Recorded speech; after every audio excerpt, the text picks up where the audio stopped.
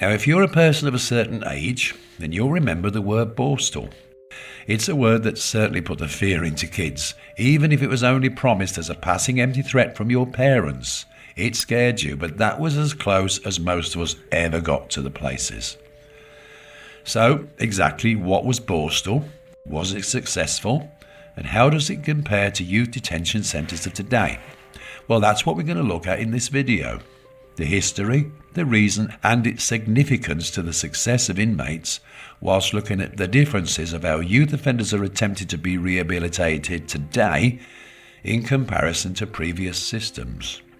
Improved people or recidivists?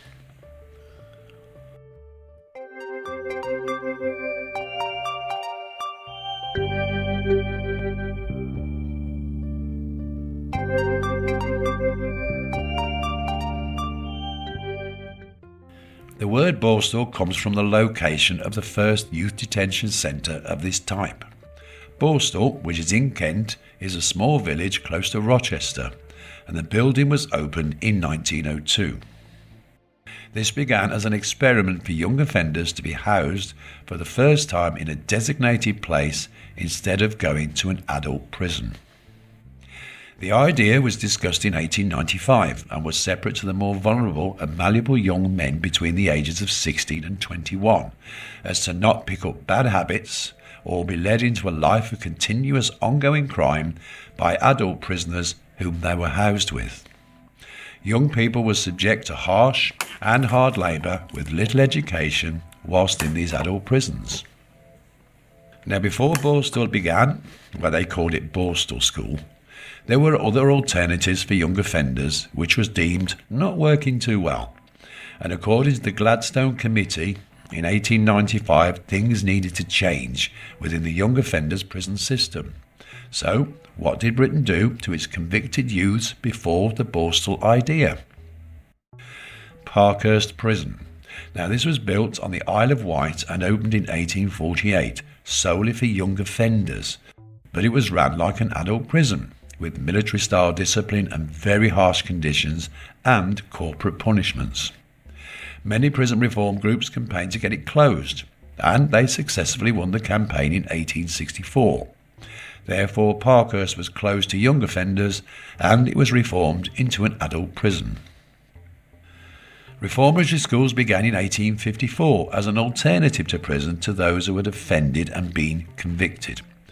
These schools were overseen by the government, but they were run by voluntary organisations, such as churches, with the idea of a disciplined learning environment, but moreover, training for practical skills in order to give them the chance to be productive in society, and not to revert to the needing crime to survive. Most scholars in these places were convicted of petty theft, vagrancy, in a period where there was no national assistance. The schools were aimed at offenders between the ages of 14 to 16, with the focus on long sentences of up to 5 years. But it kept young people out of adult prisons and aimed at getting them a labour or a skill for employment. It was a ruling of this act that any offender, before attending any reform school, should spend at least 14 days in an adult prison.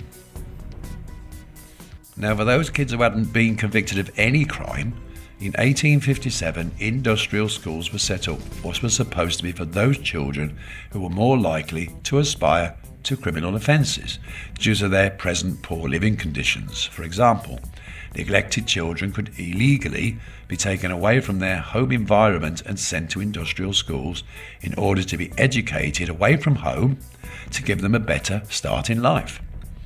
Magistrates had the power to take what they deemed to be disorderly kids to these residential schools. In these cases, the mandatory 14-day prison sentence for these kids obviously was not implemented. The arrangement was for the kids under 14, with or without their parents' consent. However, some parents would approach magistrates with their delinquent child and have them taken to these industrial schools because they could not manage their child. In the majority of cases, children that probably had been found begging or wandering the streets, appearing to be orphaned, would be placed in these reformatory institutions. In 1901, children awaiting for trial no longer could be remanded in an adult prison, but they would be held in what they called remand homes. But due to the lack of such places, most would spend their time in workhouses whilst awaiting trial, and some for quite a long time. Now, bearing in mind the workhouses, for kids, they were normally seconded into local factories or even coal mining places and have to work alongside adults. In 1902 was when Borstal officially began.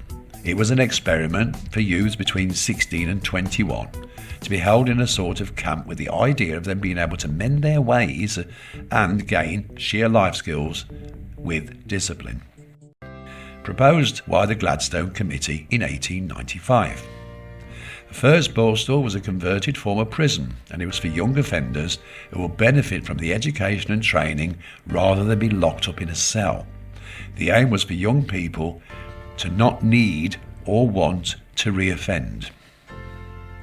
The amount of time a juvenile could expect to be in a Borstal school could be within 1 to 3 years, but this was determined not on how serious the crime was, but how long it would take to rehabilitate that person.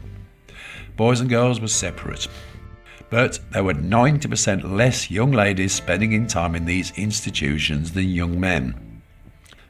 It sounds great, so far in principle, but it was a lot harsher than it was first proclaimed. Discipline was a rule book and was forced on inmates from rise to retire. Early morning wakey by a booming chief, and exercise was on the agenda every day. Long runs, gymnastics and team games. Any exercise not completed on time would lose an inmate his or her breakfast. Unlike prisons were in those days, with 1 or 2 people to a cell, I know that's very different today, the young men were allocated dormitories with at least 8 people sharing the space. They would split them into houses, just like schools, which was to assert competitiveness and team spirit within the groups. Any cleaning was responsibility of the inmates as a team. Either individually or collectively, each week there would be rewards given for the best achievements or efforts, and they would be announced in a school-type assembly by the headmaster, which they called the governor, with privileges being issued by means of extra games or extra rest time. Hard work would also be rewarded with a slight pay increase, but we are talking pennies. It is important to add at this point there were eventually 2 types of Borstal schools as the experiment expanded: open and closed schools. Now, a closed Borstal school would be harsher punishment for those who committed the worst types of crimes, and they were deemed more likely to commit further offences or attempt to escape. The discipline and the education and training was very similar to that of the open Borstal, but everything was in-house, in an adjusted wing of a traditional prison, where youths were housed separately and in cells, but there was stricter security and more officers to guard them. Less or no outside activities. The open Borstal, albeit still an incarceration, was less secure, and many tasks could be outside, such as games and sports. But the aim of rehabilitation was supposedly the same. Training for real skills was part of every day: bricklaying, carpentry, metalwork, even car mechanics, a skill they could learn and become useful as a trade or a job when they eventually got released. Even home skills were taught, such as cooking and baking. Some trusted groups reallocated jobs within the community with practical jobs, such as gardening and the mending and repairing of businesses and helping of local people. There was little rest in their days because in the evening it was time for class. Education was strictly timetabled as part of the day. See, many places went into these places mid-century not being able to read or write. So schooling was essential, which also taught life skills and survival skills, theoretically without the need or desire to turn to crime. Now, punishments according to the rule book were not set out as corporate, meaning no physical violence with the cane. However, In some severe cases, the birch rod was used. It was a twig-style instrument that was struck on the inmate's bare back or even the buttocks, a number of times as punishment. Now, by law, the birch was only allowed to be used on inmates 18 or over. It was abolished for youths in 1948. It was like being whipped with a bunch of hard and soft entwined sticks. But during my research, there were published stories of more unscrupulous staff that would not follow the rulebook where punishment was concerned. The main sources of punishment were the lessening of food rations, which were by any means just quite basic. Similar to adult prisons, the loss of privilege such as being able to write to one's loved ones on the outside or indeed receive letters or parcels, loss of visits, plus your wages for any hard work would be docked. And the loss of points. Points were known as marks. They were like gold, as they earned these marks to secure their release. So losing marks as a punishment will put their release dates further away, rather like today with remissions in prisons. Like I say, in my studies of this subject, I have read stories of inmates being punished in more brutal ways, and for some youths to be abused, and it was taking place, which was horrendous, considering they were supposed to be in a place of trusted elders and supervision. Some people would be sent to isolation for disciplinary action, with a cell having nothing but a mattress on the floor. And we're talking kids here, you know. So let's at this stage have a little comparison before we move on to how today's youth offenders institutions differ to that of Borstal. Well, obviously no television or radio, but a lot more books. Today's inmates are in cells rather than dormitories. They spend more time in their cells as opposed to getting as much association as they did in the past. More counselling services today due to modern acknowledgement of mental health issues. Less constructive competitive team play. No corporal punishment compared to the Borstal regime, which was abolished supposedly in 1962. The main problem of youth detention centres is the lack of the resources today, from staff to prisoner ratio, in an underfunded institution which has led to gang cultures thriving in the country. The records of the time showed that Borstal residents were less likely to reoffend to those of today. Only 3 out of 10 Borstal kids went on to serve time in adult prisons, compared to 7 out of 10 today. These recorded figures compare today to around the 1930s. The sentences of those in a youth offender institute are shorter than those in the Borstal schools, where currently sentences of an average of 6 months are handed down by judges. In the past, young people could spend up to 3 years in a Borstal.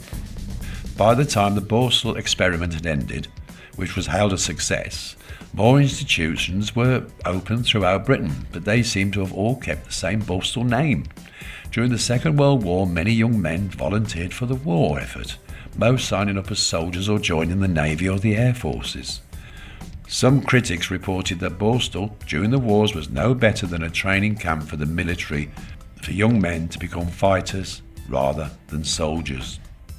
Following the Second World War, less enthusiasm in the Borstal system in the country because it was concentrated on its infrastructure to rebuild the economy and the housing.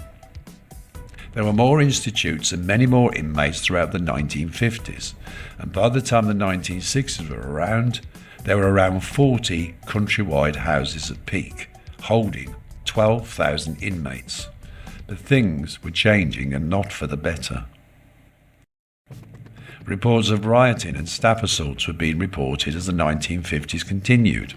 Experts blamed more consumerism and the more things that aimed at younger people to buy or steal, such as music records, fashion, owning their own cars and motorbikes.